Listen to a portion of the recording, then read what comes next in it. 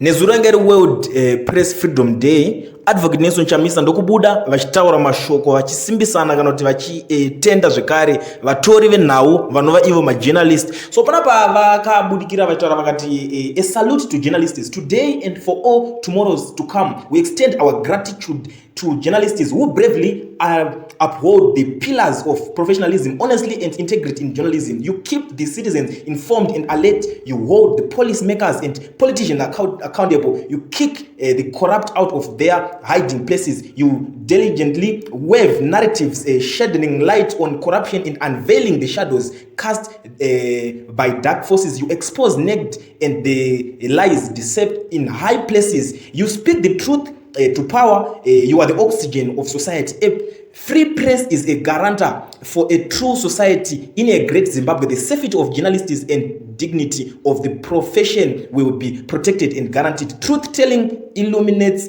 the path towards a brighter future. Thank you. #World Press Freedom Day ndo message yavakadzikisa vachitaura kuti vanhu mimi munobata basa hombe, panenge pane mamwe manyepo anenge aripo, munoita kuno mafukunura moya, zvinhu zvakavanzika zvese zvinenge zvichiitika munongobuditsa muchigara muchizivisa futi vanhu zvinhu zvinenge zvichiitika munyika, zvinhu zvakasiyana siyana. Aiwa ipapo ndo pamwe pacho pataitotendwawo ipapo isusu varovi venyaya munongoziva kuti isusu hatigara hatidisappointed. So ipapo ndo message yavakabva vangouya vakadeliver muzuva ranezuro.